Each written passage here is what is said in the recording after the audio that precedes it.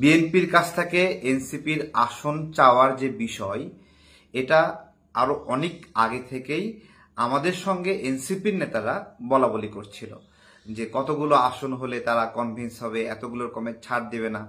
তো এইরকম একটা বিষয়, এই আলাপটা বের হয়ে যাওয়াতে এনসিপির নৈতিক জায়গাটা একবারে ভেঙে খান খান হয়ে গেছে।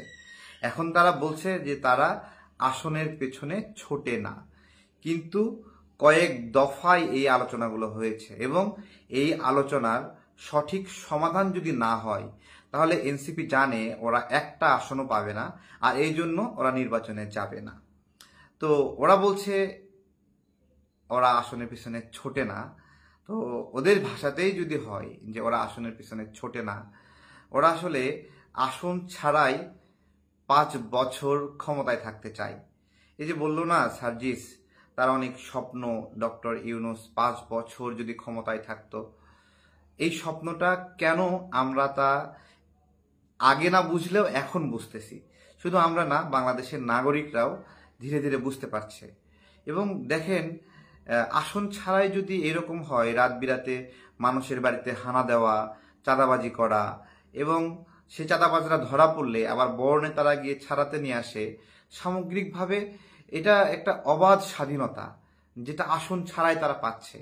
আসন ছাড়াই যদি এই ক্ষমতার প্র্যাকটিসগুলো করতে পারে তাহলে সমস্যা কোথায়?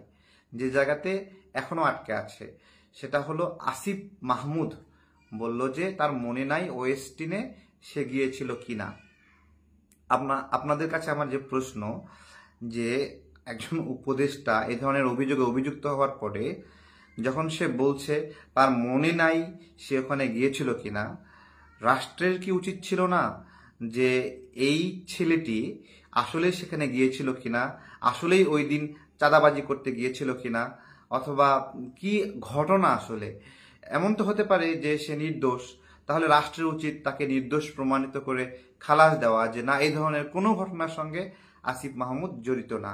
আমি খুব স্মরণ করে দেই, একেবারে শুরুর দিকে আসিফ মাহমুদ একটা এই ধরনের অভিযানে বা এই ধরনের মবে সরাসরি নিজে গুলশানে নেতৃত্ব দিয়েছিলেন। সেই ছবি এবং ভিডিও আপনারা সবার মনে আছে হয়তোবা। এবং শুধু সে না, আরেকজন গুরুত্বপূর্ণ ব্যক্তি তার সঙ্গে সেদিন ছিলেন, তারা দুজনই সেখানে ছিলেন। তো এইটা নতুন কিছু না যে আসিফ মাহমুদ এই ধরনের মবে অংশ নেয়নি। এখন আমার প্রশ্ন, যেখানে আসিফ মাহমুদের যে পিস্তল বা যে আর্মস বিমানবন্দরে ধরা খাইলো, যেটা অ্যামুনিশন ধরা খেলো, সেটার বিষয়ে একটু কথা বলি। যে আসিফ মাহমুদের কেন এই ধরনের অস্ত্র আলাদাভাবে প্রয়োজন, যেখানে তার সঙ্গে একজন গানম্যান থাকে, দেহরক্ষী থাকে, রাষ্ট্রীয় প্রোটোকল থাকে? হ্যাঁ, আজকে কি মিলাতে পারছেন যে আসিফ মাহমুদ যদি এই ধরনের অভিযানে অবৈধভাবে সম্পৃক্ত হয়, তাহলে তার মনে হয় একটা এই ধরনের অবৈধ অস্ত্র অথবা বৈধ অস্ত্র তার নিরাপত্তার জন্য প্রয়োজন রয়েছে। যদি সে প্রোটোকল ছাড়া এইভাবে গুলশানে গিয়ে ওর বাড়িতে হানা দেয়, তাহলে তো অবশ্যই একটা আত্মরক্ষার বিষয় রয়েছে। তো সামগ্রিকভাবে আজকের আলোচনার ওইদিকে না গিয়ে আসনের আলোচনায় আসি, যে আসন নিয়ে আসলেই বিএনপির সাথে এনসিপির সমঝোতা হবে কিনা। বিএনপি বলেছে এনসিপির দরজা খোলা আছে এবং সেই দরজা দিয়ে এনসিপি যাবে কিনা। আপনাদের কি মতামত, যে এনসিপি কি বিএনপির কাছ থেকে আসন নেবে নাকি নেবে না? আজকে আমি একটা কথা বলি, যে আগামীর নির্বাচন যেটা আসছে, এইটা আপনার হলো, যদি এইরকম হয় যে বিএনপি বড় দল হিসেবে ছোট ছোট দলগুলোকে বিভিন্ন জায়গায় ছাড় দিচ্ছে, জামাতকে ছাড় দিচ্ছে, এনসিপিকে ছাড় দিচ্ছে, আমার প্রশ্ন হলো, এই যে রাজনৈতিক দলগুলোর মধ্যে আসন কেন্দ্রিক যে ভাগ বাটোয়ারা, এটা কিন্তু গণতন্ত্রের মানে হলো অপোজিট। অর্থাৎ ইচ্ছা করেই কেউ কেউ কোনো জায়গায় প্রতিনিধি দিচ্ছে, ইচ্ছা করেই কেউ কেউ প্রতিনিধি সরিয়ে নিচ্ছে। এই যে এটা, তার মানে কি জনগণকে বিকল্প চুজ করার কোনো অপশন রাখা হচ্ছে না।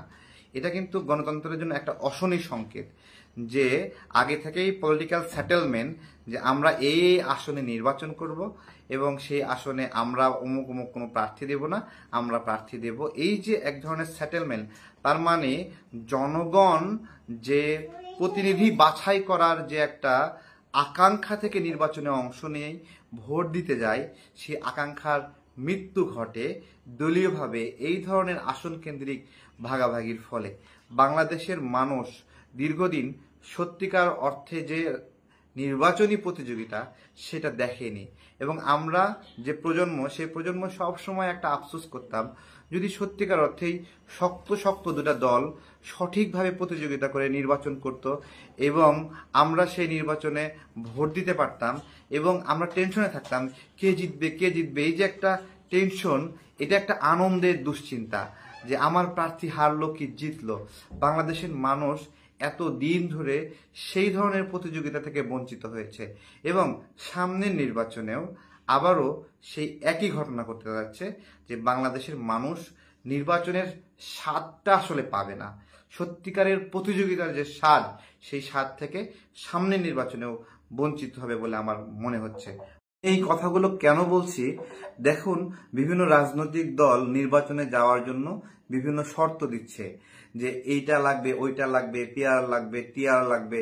তো এই শর্তগুলো যে শুধুমাত্র ডিবেটের জন্য, আলোচনার টেবিলের জন্য একটা পাওয়ার কার্ড, সেটা কিন্তু আমরা বুঝতে পারছি। অর্থাৎ তারা তাদের চাহিদা পূরণ হলেই ওই পাওয়ার কার্ডটা উঠায় নেবে এবং না হলে ওই পাওয়ার কার্ডটা রেখে দেবে। তো এইটা বাংলাদেশে একটা ফেয়ার গণতান্ত্রিক নির্বাচনের জন্য যে কতটুকু একটা ভয়ঙ্কর অবস্থা, যে রাজনৈতিক দলগুলো পাওয়ার কার্ড প্লে করবে এবং নিজের চাহিত আসন না পাওয়া পর্যন্ত সে নির্বাচনে না যাওয়ার হুমকি দিবে, এটাই বাংলাদেশের জন্য একটা